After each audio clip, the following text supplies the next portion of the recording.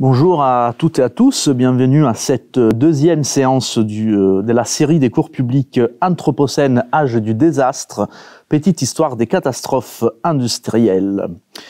Bon, pour celles et ceux qui n'ont pas pu suivre la première séance, moi je m'appelle Alfonso Pinto, je suis géographe, documentariste, chercheur ici à l'école urbaine de Lyon, où je m'occupe des expériences, des imaginaires et des esthétiques de l'Anthropocène. Dans les détails, après avoir passé environ 10 ans à étudier les imaginaires urbains dans les cinémas, des catastrophes, depuis 3 ans environ, je m'occupe des catastrophes réelles, en particulier celles qui sont liées au domaine de la production industrielle et des énergies, et généralement les catastrophes de l'environnement. Donc, à ces sujets, je vous rappelle que vous pourriez trouver l'enregistrement de la première séance en ligne sur le site de l'École urbaine de Lyon. Donc, aujourd'hui, cette deuxième séance porte les titres de désastres industriels et technologiques, des ruptures continuées. Comme on peut en déduire à partir du titre, on va rentrer un peu dans le vif du sujet. On va parcourir d'une manière bien évidemment non exhaustive l'histoire des principaux événements catastrophiques qui sont liés au domaine de la production industrielle et de l'énergie.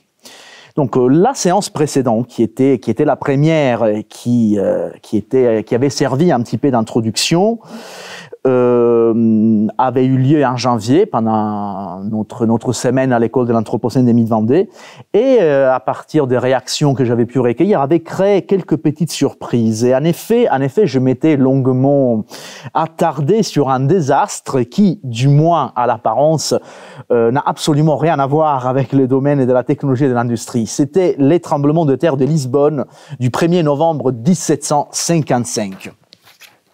Or, cet événement nous avait servi non seulement pour introduire le thème des catastrophes, mais il nous avait conduit à élucider dans quel contexte moi je vais interroger ces domaines tout le long de ces cours. Et justement, l'une des questions que j'avais essayé de mettre en avant concernait justement cette idée des continuités et ou des ruptures. Or, d'habitude, nous considérons les catastrophes comme des ruptures, c'est-à-dire comme un accident, une interruption, une coupure, quelque chose qui, d'une certaine manière, brise une continuité, une prétendue normalité, comme si notre parcours historique soit forcément linéaire. Et alors, moi, j'avais décidé de commencer par Lisbonne pour plusieurs raisons. Tout d'abord, cet événement sismique m'avait servi pour chercher à comprendre, à démontrer qu'est-ce que j'entends par rupture. De quelle manière nos sociétés et nos cultures attribuent à des phénomènes de ces genres ces statuts d'une rupture. Nous avions vu par exemple que le tremblement de terre de Lisbonne n'a été ni les premiers, ni les derniers, ni les plus graves. Et pourtant, il s'agit bien d'un événement qui par la suite nous a permis de distinguer un avant et un après. Au fond, c'est ça la rupture. C'est un moment où on peut dire avant et après, qui marque une discontinuité. Il y avait d'autres raisons pour lesquelles j'avais choisi de parler de Lisbonne, on l'a vu. Les séismes de la Toussaint de l'année 1755 incarnent, je souligne toujours a posteriori, les moments qui marquent l'un des passages clés pour la modernité occidentale, à savoir les divorces entre l'homme et la nature. Or, ces transformations, ces passages, on le sait bien, ils ne surviennent pas du jour au lendemain. Ils se développent sur des temporalités qui sont parfois très étalées. Et c'est souvent une convention, le fait d'individuer un moment précis qui sépare cet avant et cet après. Par exemple, comme la chute de Rome, qui par convention marque les passages de l'histoire ancienne à l'histoire du Moyen-Âge. C'est une convention, c'est pas que d'un jour au lendemain nous changeons d'époque historique. Mais effectivement, le tremblement de terre de Lisbonne est arrivé au bon moment et au bon endroit. Il est arrivé en Europe, dans l'un des grands pays européens, un pays colonial, et dans un moment historique et culturel, je le répète, dans lequel les découvertes géographiques, scientifiques et technologiques des siècles précédents avait déjà commencé à nourrir un grand mouvement intellectuel que nous allons connaître sous la forme des Lumières. Or, nous savons très bien à quel point les Lumières ont été extrêmement importantes pour comprendre la suite de l'histoire, et non seulement de l'histoire occidentale, mais je pense aussi de l'histoire de l'humanité entière. Or, si ces passages ne se font pas du jour au lendemain, il résulte aussi d'une série de processus qui concernent tant les domaines matériels, tant les domaines immatériels, celui de la pensée, celui des représentations, celui des idées. Donc, moi, j'ai considéré ces tremblements de terre comme une sorte d'étincelle, comme un événement qui parvient à cristalliser des réflexions, des changements de mentalité, des parcours des pensées qui, bien évidemment, couvaient déjà. Or, si vous vous souvenez un petit peu de ce qu'on avait dit la dernière fois, pour nombreux commentateurs, à Lisbonne, ce n'est pas que le sol qui avait tremblé. À trembler avaient été les bases mêmes sur lesquelles puisait toute la pensée occidentale, son rapport avec Dieu, son rapport avec la nature.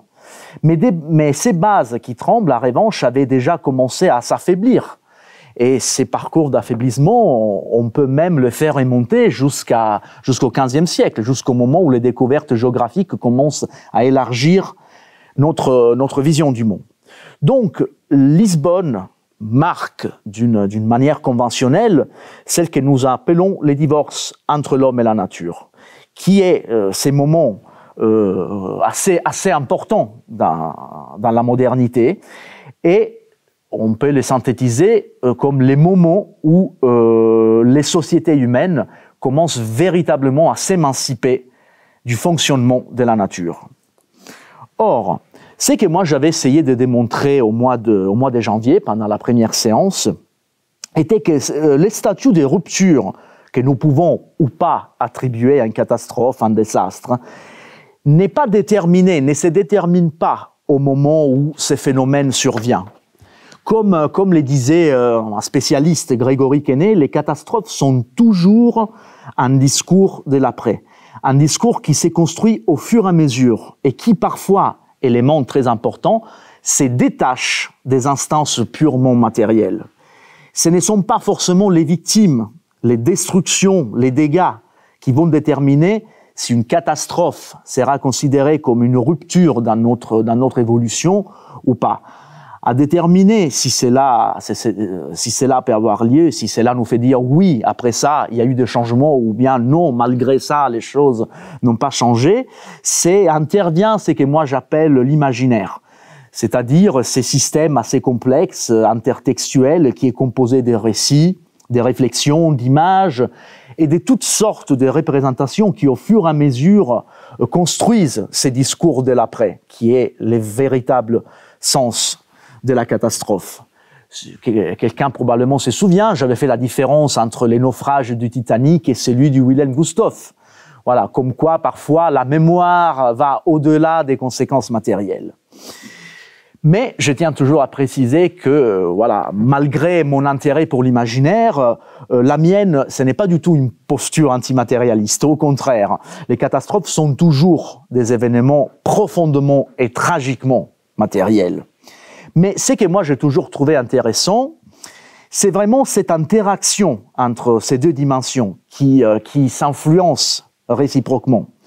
Et c'est pour cela que j'avais évoqué cette idée de court-circuit, justement pour évoquer la complexité des rapports entre les dimensions matérielles et immatérielles de ces phénomènes. Et alors, je ne peux que me référer à Ulrich Beck, à la sociologie des risques.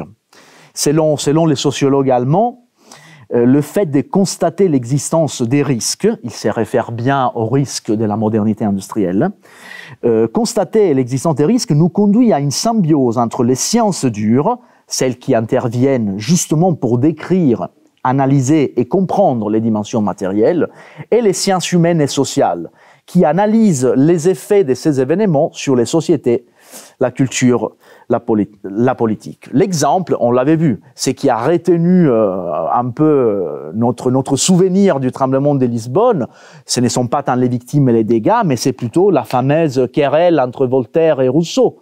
Voltaire qui s'en prend à la Théodicée, qui s'en prend à Leibniz, qui dit que non, ce monde-ci n'est pas le meilleur.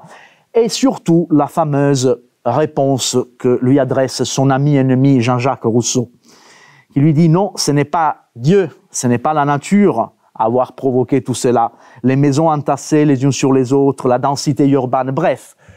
Pour lui, c'est une manière d'occuper la surface de la terre qui se trouve à la base de la responsabilité. Ou mieux, c'est Rousseau qui inaugure l'âge de l'irresponsabilité humaine, l'âge dans lequel la fameuse expression qui avait, si vous voulez, un petit peu marqué l'esprit de l'humanisme, Homo sue fortune faber, l'homme qui est maître de son destin, il commence, c'est les moments où cette expression commence à prendre un sens complètement différent, probablement assez négatif pour Rousseau. Et donc, nous entrons dans la phase de la catastrophe sociale. Nous entrons dans les moments où les êtres humains ont créé une société qui prétend que l'ordre du monde peut et doit changer selon ses propres caprices et que la nature doit et peut être soumise à nos propres lois. Et donc voilà pourquoi moi j'avais attribué au tremblement de Lisbonne ces caractères des ruptures. Et j'avais conclu un petit peu avec la fameuse phrase de Goethe qui, un peu plus tard, disait que Voltaire exprimait un petit peu la fin d'un monde, tandis que Rousseau exprimait les débuts d'un autre monde, qui, bien évidemment, quelques décennies après, sera le monde des risques industriels.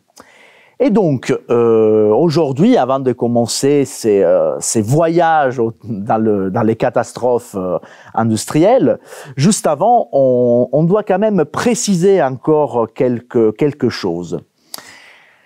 Alors, si Lisbonne et sa fameuse querelle ont eu un tel écho, c'est notamment à raison d'une, comment puis-je dire, une sorte de succession temporelle. C'est-à-dire le fait que peu après, quelques décennies plus tard, l'Europe à la suite, et l'Europe d'abord et les mondes par la suite, se trouvent confrontés à ce qu'on appelle couramment la révolution industrielle. Les découvertes scientifiques et technologiques, auxquelles s'ajoute l'essor du capitalisme, feront germer un monde, on le sait bien, littéralement nouveau, qui, à l'espace de 2 siècles à peine, transformera toute la surface de la planète, d'une manière que l'histoire humaine n'a jamais vue. Et au fond, c'est l'Anthropocène, c'est ça. C'est l'aboutissement de cette capacité que les êtres humains ont développée. Une capacité qui consiste non seulement à rivaliser avec les forces de la nature, mais à les dépasser, notamment pour ce qui concerne les capacités de destruction. C'est un discours que l'on entend assez régulièrement dans l'Anthropocène, c'est un discours qui demeure absolument et malheureusement indéniable. D'ailleurs, qu'est-ce que c'est un tsunami, un tremblement de terre, une éruption volcanique par rapport à toute la puissance des armes nucléaires dont l'humanité dispose? Voilà, c'est juste pour voir qu'on rivalise et on dépasse énormément la nature. Mais bon, ce qui nous intéresse, c'est que quelques décennies après les observations de Rousseau, l'Europe est confrontée par tous les nouveaux risques qui sont portés par l'avènement de la société industrielle. Et là, la précision s'impose. Contrairement à ce que l'on croit, ces passages, cette industrialisation ne s'est pas réalisée dans l'ignorance totale, dans l'insouciance des risques. Assez vite, des problématiques ont émergé. Les accidents et les pollutions. D'un côté, donc, des événements qui sont localisés dans le temps et dans l'espace, qui sont explosifs, tant d'un point de vue métaphorique que d'un point de vue vraiment matériel. De l'autre, je me réfère à la pollution, des processus lents, constants, dont les effets sont sur les moments invisibles et qui ne se mesurent que sur des temporalités très très étalées. Donc, bien que cet argument soit extrêmement complexe, Je synthétise cet ensemble, c'est-à-dire les pollutions et les accidents ou les catastrophes, sous le nom de risques, en faisant référence en particulier à des spécialistes. Patrick Lagadec, un Français, l'autre, je viens de les citer, c'est toujours Ulrich Beck. Et pour ces derniers, effectivement, nous rappellent une chose importante. La modernité industrielle se caractérise par la correspondance entre la production sociale de la richesse et la production sociale du risque, c'est-à-dire ces prétendus bonheurs, cette richesse que les progrès industriels apportent est directement proportionnelle à une augmentation de ce qu'ils appellent les risques. C'est une affirmation qui prendra tout son sens aujourd'hui et aussi dans les séances suivantes. Ce qui est très intéressant aussi est que Beck s'interroge longuement sur la question de ce qui est acceptable. Qu'est-ce qu'on peut accepter? Jusqu'où on peut accepter au nom de cette production sociale des richesses? Et alors, on voit, à partir de ce point de vue, comment l'histoire de l'industrialisation soit aussi l'histoire de la normalisation des risques. Une histoire donc qui est également culturelle, qui est également sociale, qui est politique. C'est une histoire de comment nos sociétés ont parvenu à accepter des choses que probablement, ça c'est un peu difficile à dire, on n'aurait pas dû accepter, que l'on a rendu implicites, normales, entre guillemets. Les risques, alors, deviennent la normale rançon du progrès, ou bien, je précise, d'une idée des progrès assez discutable. À ces sujets très intéressants est la contribution des historiens Jarige et Leroux, qui nous racontent que jusqu'aux années 1830, les sociétés européennes qui commençaient à être confrontées à la première vague de l'industrialisation, notamment c'était les chemins de fer et la machine à vapeur, eh bien, ces sociétés-là étaient beaucoup plus sensibles aux nuisances et cherchaient à les limiter, même aux dépenses des impératifs de la croissance. C'est seulement à partir environ de la moitié du siècle, autour de 1850, que, je cite, en des points localisés ou pour des produits stratégiques et stimulés par les capitalismes marchands et l'accélération de l'industrialisation, des nouvelles formes de pollution apparaissent et reconfigurent les relations établies entre les sociétés et leur environnement. Et ils vont continuer avec cette phrase très importante: l'industrialisation a été naturalisée en tant que ces pollutions. Et moi, je rajoute, l'industrialisation a été naturalisée en tant que ces pollutions et en tant que ces catastrophes, si je peux me permettre. Donc, pour résumer, les révolutions industrielles tout le long du siècle XIXe ont conduit l'humanité à coexister avec des nouveaux risques, avec des nouvelles menaces qui sont d'origine essentiellement anthropique et qui peuvent intervenir soit sous la forme d'un accident, de quelque chose qui a un début et une fin, un désastre, une catastrophe, soit sous la forme d'une dégradation lente, constante, ce qu'on appelle la nuisance, la pollution, et ce que l'on peut jusqu'à arriver à la dégradation de l'environnement. Donc, à ces points, il nous reste à bien préciser qu'est-ce que moi j'entends par catastrophe ou par désastre. Les désastres ou catastrophes industrielles, on peut dire que dans leur récurrence à la littérature, appartiennent à une catégorie plus générale qui est celle de catastrophes dites technologiques. Cette catégorie, comme on peut facilement imaginer, inclut tous ces événements qui, tant directement qu'indirectement, découlent des phénomènes artificiels liés au domaine de la technologie et de la science. Rien de complexe, bien évidemment. Donc, accidents industriels, naufrages, accidents ferroviaires, écroulement de ponts, des digues, etc., etc. Or, les catastrophes industrielles, comme le dit leur nom, comprennent tous les accidents qui sont liés plus ou moins à l'extraction, donc à l'activité minière, à l'industrie, donc la production des biens, à la production des énergies, mais aussi à la manipulation et au transport de substances dangereuses. L'amococadise, par exemple, juste pour faire... En revanche, il y a une petite distinction. Si toutes les catastrophes industrielles sont également des catastrophes technologiques, on ne peut pas dire l'inverse. Et là, j'ai fait toujours l'exemple du Titanic, qui est bien une catastrophe technologique, mais que je ne me sens pas vraiment d'insérer au sein des catastrophes strictement industrielles, où j'aurais pu dire, par exemple, le crash du vol Rio-Paris, le vol d'Air France il y a quelques années. Donc, un autre élément que nous devons absolument prendre en considération, c'est l'échelle des dégâts produits par ces types de catastrophes. Une échelle qui est spatiale, mais une échelle qui est aussi et surtout temporelle. Or, la plupart des catastrophes industrielles ont des conséquences qui dépassent les victimes et les destructions du premier instant. Les désastres industriels sont aussi, et probablement surtout, des désastres de l'environnement, dont les effets secondaires peuvent intervenir sur des temporalités qui sont parfois extrêmement longues, à travers notamment la contamination.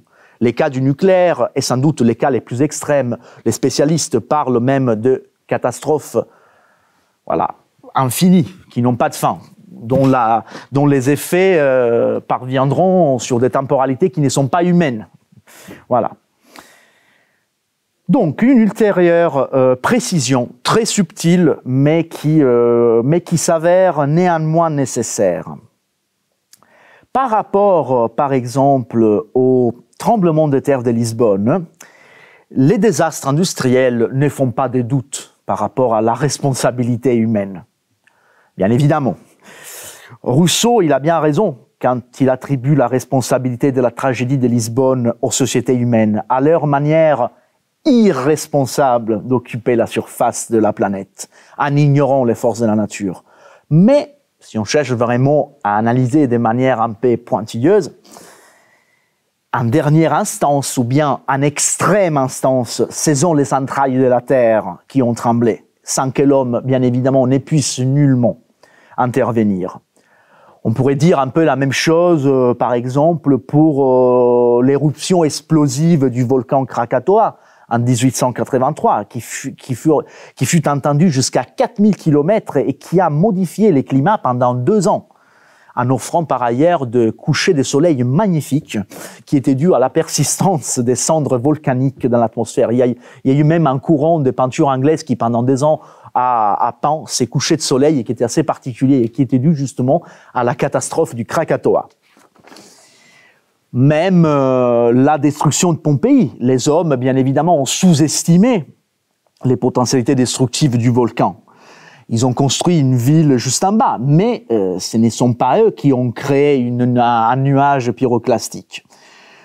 Donc, on pourrait penser que ces considérations sortent un petit peu du cadre des catastrophes industrielles. Mais si on regarde bien les choses, même au sein de nombreux désastres liés à l'industrie dont nous allons parler, il y a une petite nuance, une nuance qui est plus conceptuelle, mais voilà, que je vais quand même élucider. Et je vais le faire à travers 2 exemples. Tchernobyl, dont on parlera par la suite, et Fukushima. Or, il n'y a pas de doute que ces 2 catastrophes sont d'origine anthropique.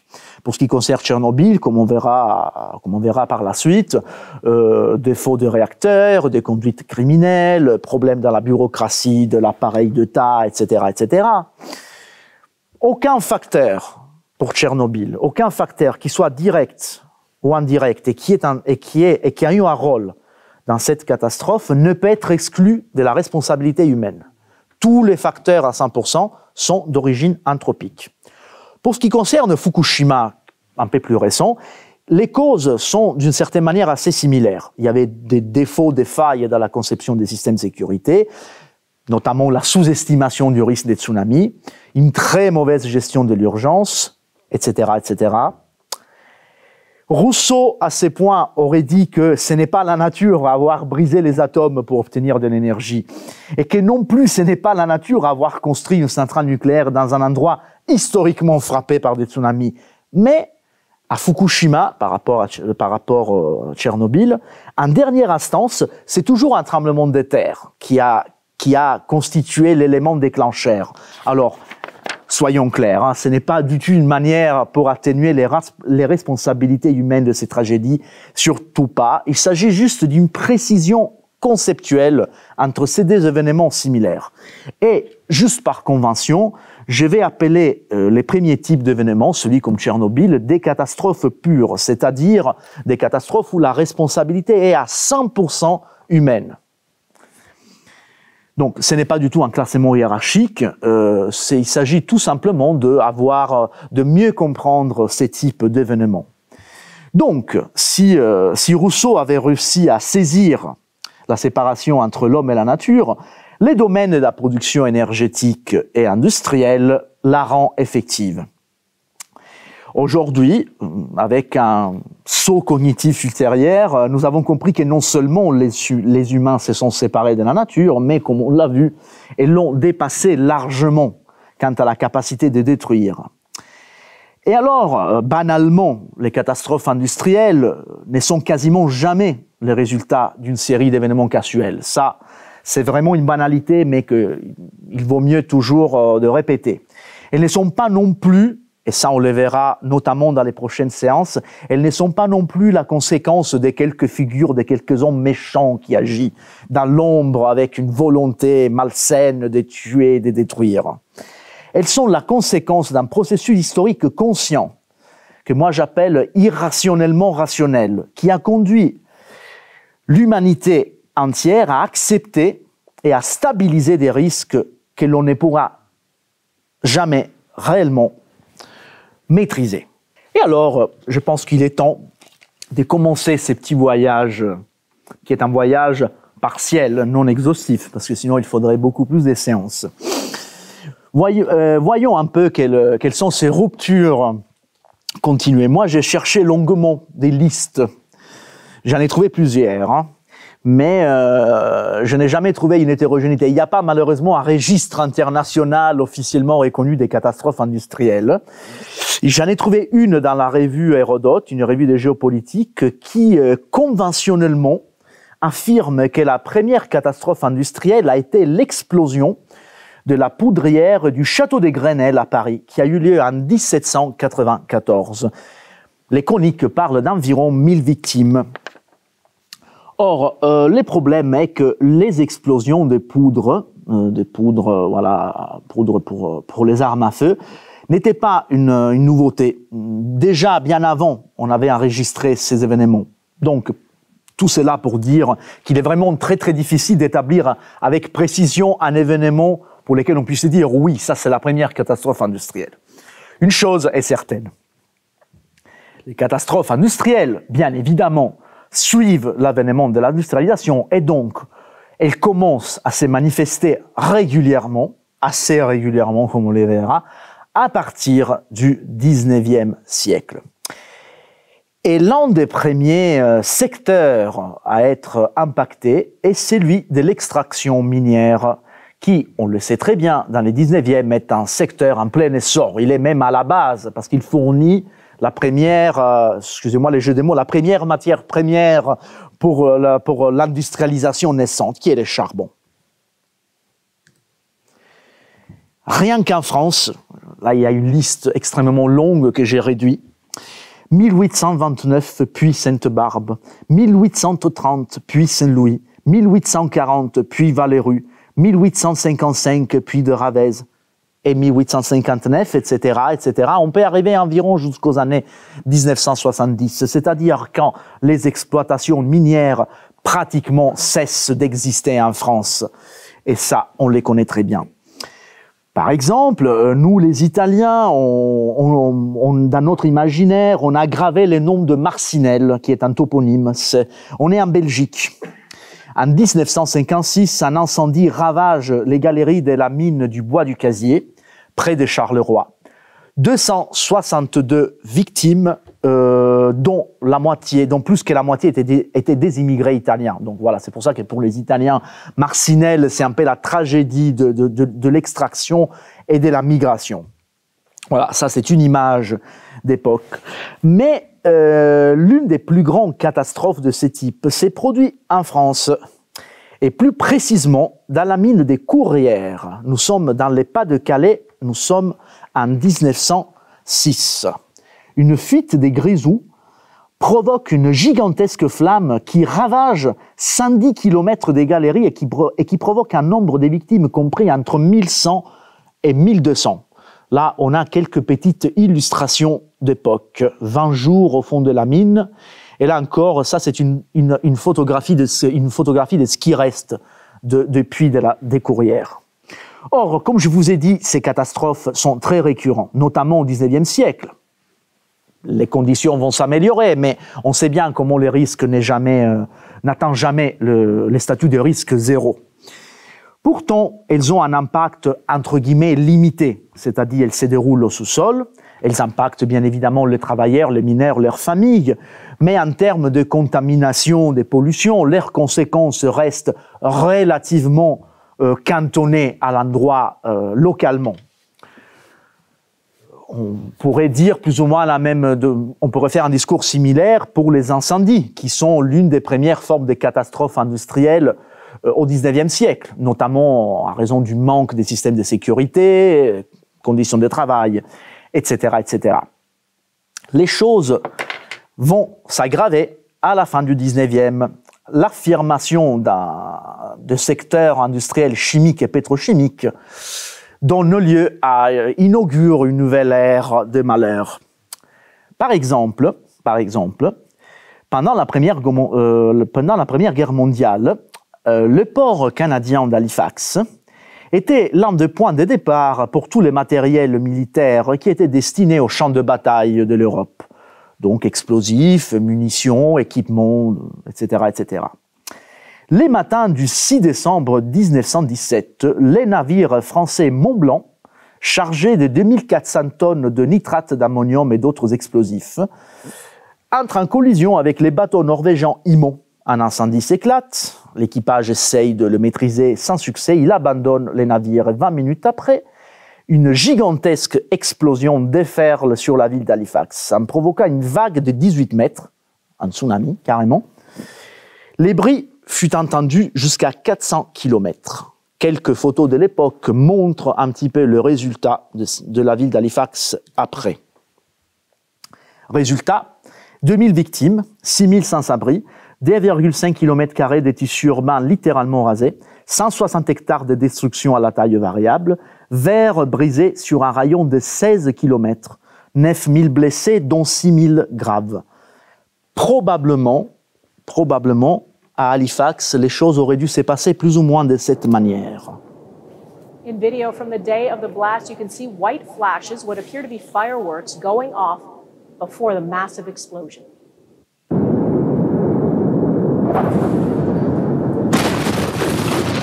A former port worker told the Guardian newspaper he warned for years it was a disaster waiting to happen and says nothing was done. Nous sommes à Beyrouth en 2020. C'était toujours du nitrate d'ammonium. Voilà, juste pour vous dire que notre espèce biologique a cette incroyable capacité de ne jamais rien apprendre du passé. Mais bon, quelques années plus tard, les citoyens d'Oppau en Allemagne, ont eu aussi leur petit jour de gloire. 21 9 1921, un silos contenant toujours du nitrate d'ammonium explose. 600 victimes. Dans la photo, on voit les cratères qui restent. On l'a dit tout à l'heure, hein, les catastrophes ne sont pas seulement des explosions littérales ou métaphoriques qu'elles soient.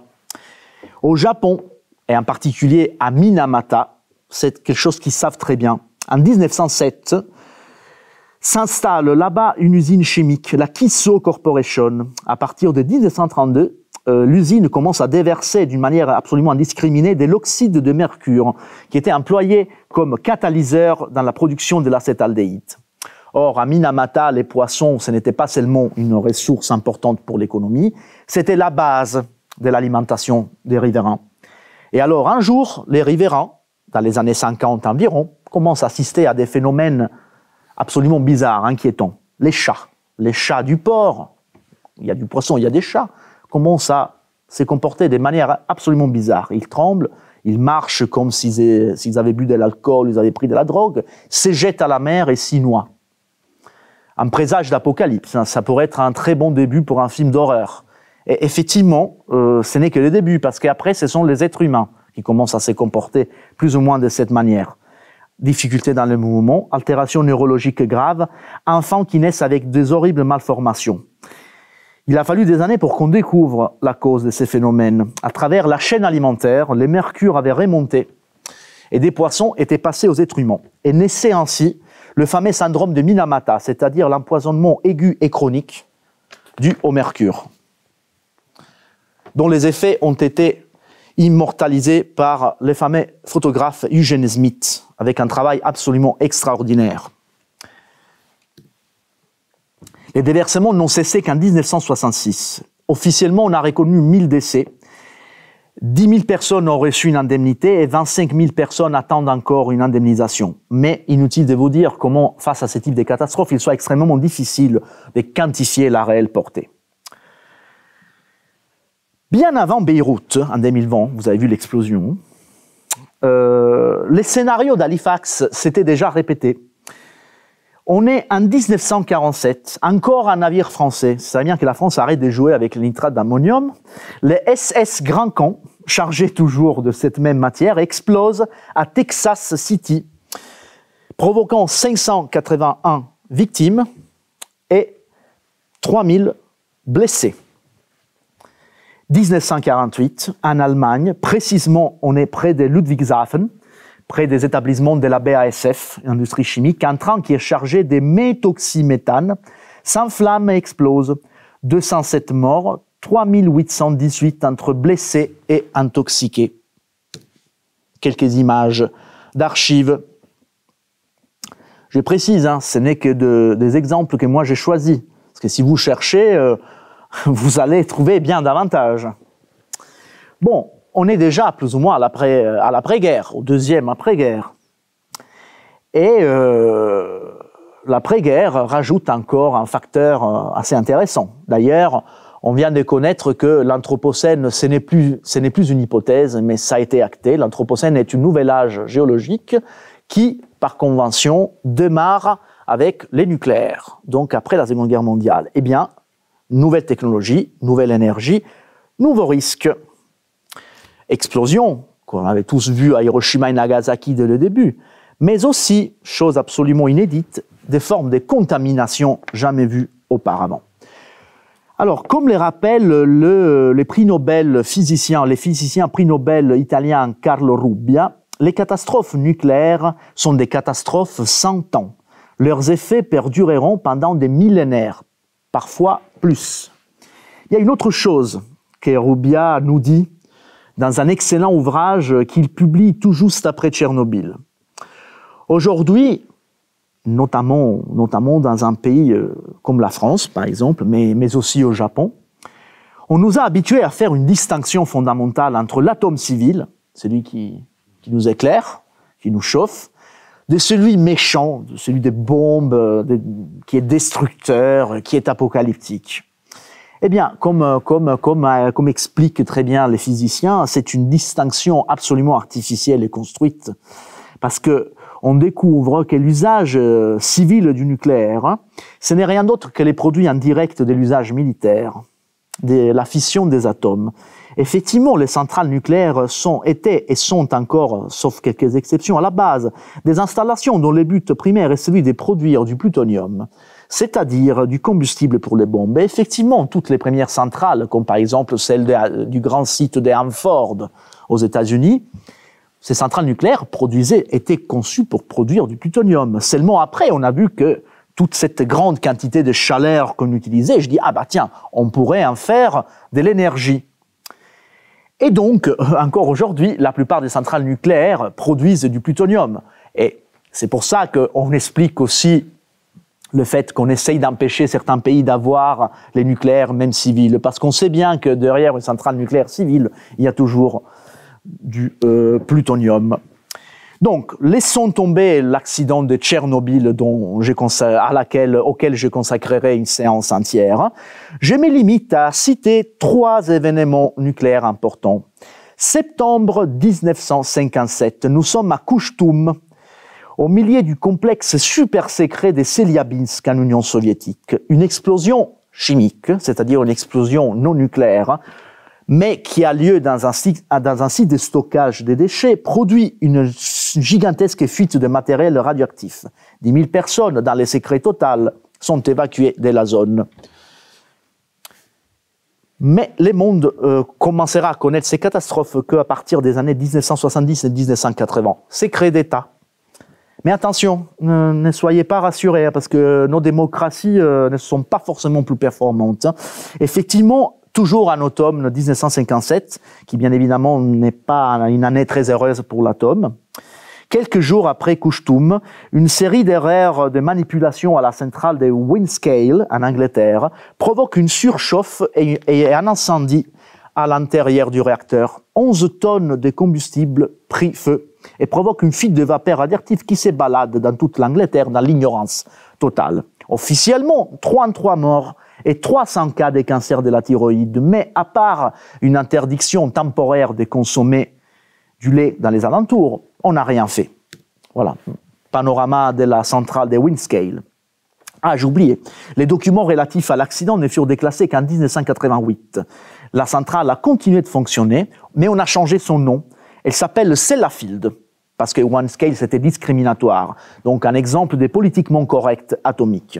En tout cas, Rubbia nous raconte que dans son existence, la centrale de Windscale-Sellafield a collectionné environ 300 entre accidents mineurs et dysfonctionnements. Et je précise que Rubbia a rédigé son livre en 1986. Les réacteurs où l'accident s'est produit, il est toujours là, il est bien soudé, il sera démantelé en 2037. Donc rendez-vous à Sellafield en 2037. Nous arrivons à l'année 1979 et nous sommes aux États-Unis. Or, si quelqu'un avait la chance de se trouver aux États-Unis en 1979 et souhaitait aller au cinéma, il avait un petit peu l'embarras du choix. Dans les salles, il y avait des sorties comme Alien de Ridley Scott, Apocalypse Now de Coppola, Nosferatu d'Herzog, bon, même si les États-Unis, cinéma d'essai, bon, c'est pas grave, Brian de Nazareth de Monty Python, bien d'autres. Et puis, il y avait un film qui s'appelle The China Syndrome, réalisé par James Bridge, avec un casting très intéressant, Jane Fonda, Michael Douglas et Jack Lemmon. Voilà. Affiche, petite image du film. Ces derniers fut projeté pour la première fois mi-mars 1979 et raconte l'histoire d'une petite troupe d'une télévisée locale qui va dans une centrale nucléaire pour faire un petit reportage comme ça, sans prétention, et qui se trouve totalement par hasard victime d'un dysfonctionnement qui est sur les points de provoquer une fusion, et donc la fameuse syndrome chinoise, qui est paradoxal, c'est-à-dire les noyaux du réacteur fondent, cette masse incandescente perce les sols, théoriquement arrive en Chine. Non, non, ça se passe pas comme ça. En réalité, cette masse, cette lave nucléaire, une fois qu'elle atteint la nappe phréatique, explose et voilà, et produit une explosion que Hiroshima c'est un pétard. Par rapport. Hein. Mais bon, dans les films, la journaliste courageuse parvient à rendre cette histoire publique. Mais les succès du film, le film il est très bien, mais moi je pense que son succès n'a pas été dû tant à ses mérites esthétiques et cinématographiques, c'est qu'il a été projeté exactement 12 jours avant l'accident de la centrale nucléaire de 3 Mile Island en Pennsylvanie. Pareil, une série de dysfonctionnements techniques et d'erreurs ont porté le réacteur à 2 doigts du meltdown, c'est-à-dire de la fusion et donc de la fameuse syndrome chinois. Inévitablement, fuite de radioactivité, 145 000 personnes évacuées et un grand débat qui se poursuit encore aujourd'hui sur les conséquences par la santé. Petite image de la visite de Reagan à 3 Mile Island. Revenons un petit peu en arrière et on change de domaine. 1962, un accident beaucoup moins tragique mais quand même assez curieux. Nous sommes toujours en Pennsylvanie, dans la ville de Centralia. Le 27 mai, un incendie se développe dans une mine d'anthracite à une profondeur d'environ 90 mètres. L'incendie, il est toujours là. Et oui, les sous-sols de Centralia, il brûle encore et il brûlera encore pour environ 2 siècles, c'est-à-dire le temps de consommer tout l'anthracite qui se trouve dans les sous-sols. La ville a été évacuée, elle rentre désormais dans la catégorie des villes fantômes et a même inspiré une série de jeux vidéo et un film, le fameux Silent Hill. Voilà, quelques images de Centralia, comme c'est présenté aujourd'hui. La production d'énergie, comme on a vu, rentre à plein titre au sein de la catégorie des catastrophes industrielles. Et en ce sens, quelques mots, nous devons le dire à propos de la production hydroélectrique. Les désastres, la tragédie du Vajont en Italie, fut provoquée par un éboulement de la montagne qui a investi un lac artificiel qui avait été créé justement par les barrages éponymes, les barrages du Vajont. Les barrages ont résisté, mais la gigantesque vague qui s'est produite l'a dépassé et il s'est déferlé en aval en effaçant littéralement les villages de Longarone. Vraiment littéralement, des mille victimes presque sur les coups. Nous sommes en 1963. Voilà. L'éboulement, ce qui reste du village de Longarone, les titres du journal L'Onde de la mort. C'est quand même intéressant de voir comment nous avons réussi à créer un tsunami au milieu des Alpes. Ça, il faut bien remarquer comment les humains ont réussi à créer un tsunami au milieu des Alpes. Bon, inévitablement, 3 ans plus tard, mal passé. On est en France, bon, pluie diluvienne, une mauvaise gestion de la situation. À différence du Vajont, cette fois, les barrages cèdent et provoquent une vague de 40 mètres de hauteur qui déferle sur toute la vallée du Fréjus. 423 morts, 951 immeubles touchés, 155 complètement rasés, 1030 hectares de terres agricoles inondées. Quelques images d'archives. 1975 a eu lieu celle qui est considérée l'une des plus graves catastrophes technologiques d'histoire, mais qui en même temps demeure l'une des moins connues. Une gigantesque série de pluies diluviennes provoque l'effondrement d'un complexe système de barrages à Banqiao, dans la province du Henan, en Chine. Certaines furent même détruites artificiellement pour essayer de limiter les dégâts. C'est une catastrophe à la portée gigantesque, qui en revanche apparemment semblerait avoir fait l'objet d'une opération également gigantesque de couverture médiatique. Très peu d'images, très peu de témoignages. Les bilans, bien que bien évidemment incertains et dramatiques, on parle de au moins 26 000 morts sur les coups, plus au moins 145 000 victimes dues aux épidémies et aux famines qui ont suivi cette catastrophe. Impossible de calculer même approximativement les dégâts. Revenons aux joies de la pétrochimie. Nous sommes en 1966. Eh bien, Feyzan, quelques kilomètres d'ici, série d'explosions. Ils ont ravagé un site de stockage des gaz. Vous connaissez bien, j'imagine.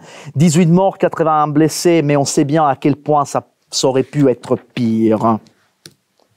Image symbole un petit peu de la catastrophe. Quelques années plus tard, la Nipro, c'était une usine chimique située à Flixborough, dans l'est du pays, en Angleterre, dans l'est du pays. Elle produisait du caprolactam, que j'ai découvert être un composé organique utilisé pour la production des nylons, un composé toxique potentiellement cancérigène.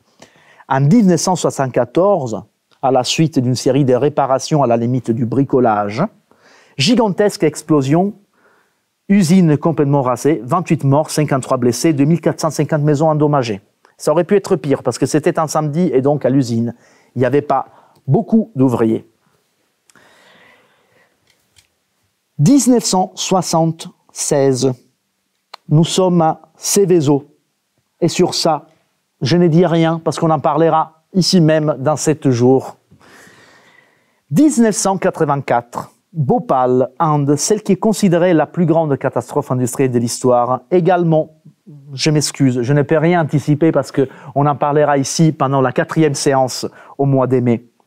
Et alors, toujours la même année, il faut avouer que le 1984, voilà, on est à Cubatao, au Brésil, près de Sao Paulo.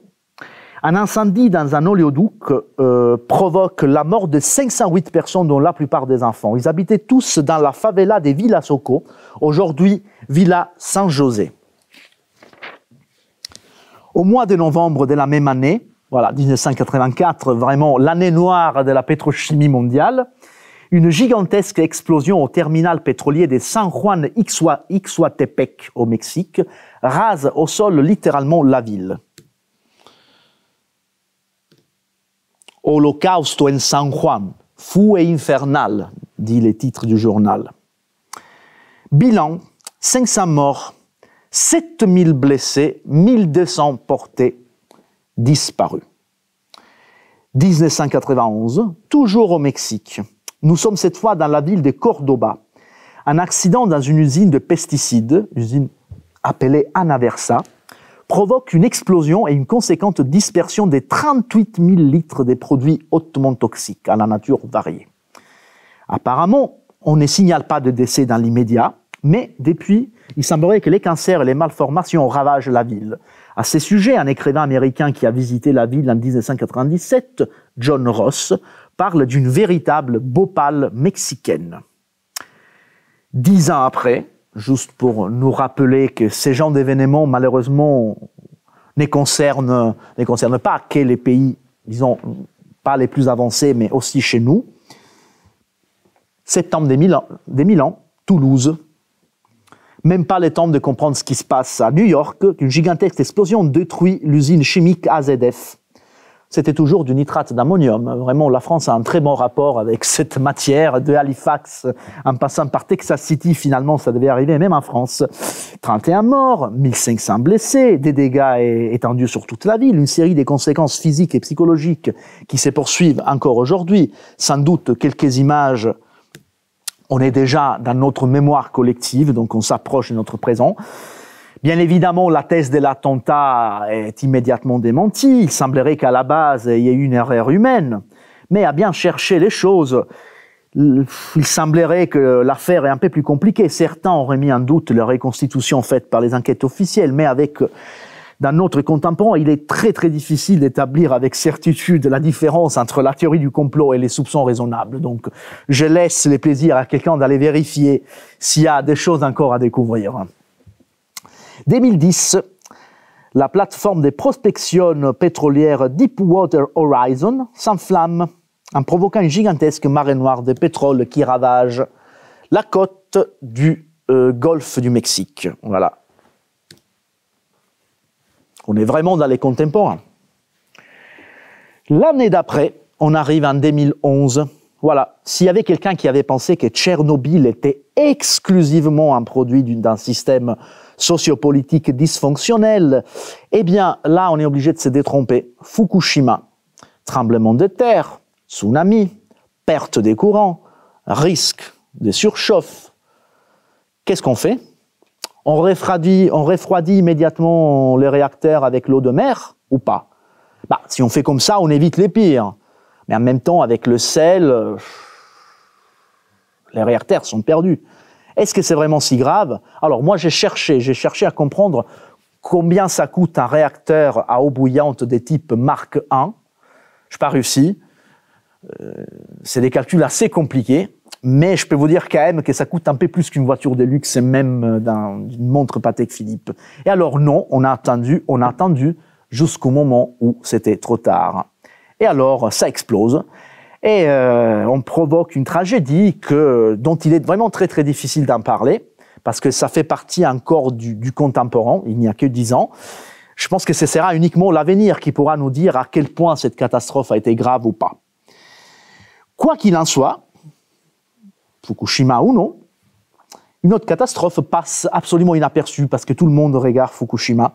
La rupture, toujours au même moment, d'un barrage minéraire à Mariana au Brésil provoque les déversements de 30 000 mètres cubes de boue hautement toxique qui contaminent irrémédiablement tout l'environnement de la zone. Et bien évidemment, c'est qu'il habite. Je peux m'arrêter, je peux aussi continuer, soit en avant, en arrière. J'aurais pu parler de la Moco Cadiz, j'aurais pu parler de l'empoisonnement à l'arsenic de Manfredonia en 1976, une autre tragédie italienne qui a été, entre guillemets, effacée de la mémoire à cause de sa correspondance temporelle avec Seveso. J'aurais pu parler de Viareggio, toujours en Italie, quand un camion, un wagon ferroviaire contenant du gaz liquide explose en pleine ville, en ravageant la ville. Voilà, image de Mariana. J'aurais pu parler de Rouen, Lubrizol, qui a fait revenir un petit peu en tête ces fameux classements Seveso, dont on parlera plus tard. Et même récemment, on est en mai 2020. Tout le monde compte les cadavres de la Covid, notamment à Nantes. C'est les moments où il y a encore la fameuse variant indien. le fameux variant indien, en mai 2020, à Visakhapatnam, une perte dans une usine chimique provoque une fuite de styrène, un hydrocarbure aromatique toxique et cancérigène. 13 morts, 1000 personnes directement intoxiquées, dont 350 de manière grave. 10 000 personnes ont été concernées par les nuages toxiques. Ce qui veut dire que pour ces gens-là, on n'a pas d'effet aigu, mais sur le long terme, c'est à voir. Bon, là je m'arrête. Je m'arrête en précisant toujours que cette liste n'est pas exhaustive. Moi-même, par rapport à ce que j'ai trouvé, j'ai fait quand même une sélection assez importante. Et alors, voilà, ces exemples devraient au moins servir à reformuler l'une des questions que j'avais posées la séance précédente et que j'aurais posée aujourd'hui. Pour ce qui concerne les domaines de l'industrie et de l'énergie, sommes-nous sûrs que les catastrophes soient une rupture? À mon sens, cette petite et partielle histoire du désastre industriel nous devrait démontrer que nous sommes face à une continuité tragique, indéniable, donnée à la main. Et surtout, pour un bon nombre de cas, il s'agit d'une continuité qui est marquée par des conséquences inédites pour gravité, dans l'instant, mais aussi dans la durée, si nous pensons à tous les cas d'intoxication, c'est-à-dire au fait de territoires et populations concernées. Et d'ailleurs, comme l'affirme Patrick Lagadec, l'industrialisation a permis aux sociétés humaines de produire des désastres qui agissent sur des échelles complètement différentes par rapport au passé. Des régions entières, des capitales peuvent être touchées par des destructions, par des contaminations. Des populations importantes peuvent être impactées non seulement de manière directe et immédiate, mais aussi, et c'est ça la grande nouveauté terrifiante, dans leur descendance, dans leur avenir en tant qu'organisme biologique. On insiste bien sur cet aspect que Lagadec et d'autres mettent en exergue. L'humanité a toujours considéré des catastrophes comme des événements disposant d'un début et d'une fin, des phénomènes qui frappent sur un instant, sur un temps relativement court, limité et définissable. Aujourd'hui, la catastrophe, au contraire, s'inscrit quasiment toujours sur la longue durée, sur une durée qui est potentiellement éternelle, si l'on considère par exemple le temps du nucléaire. Au moment où elles surviennent, je cite toujours Lagadec, la catastrophe n'est fait que commencer. Je précise une autre chose importante. Patrick Lagadec a écrit ces paroles en 1981. Il n'avait pas vu Bhopal, il n'avait pas vu Tchernobyl, il n'avait pas vu Fukushima. Pourtant, il avait compris une chose. Les catastrophes industrielles appartiennent à un registre des continuités croissant par gravité et récurrence.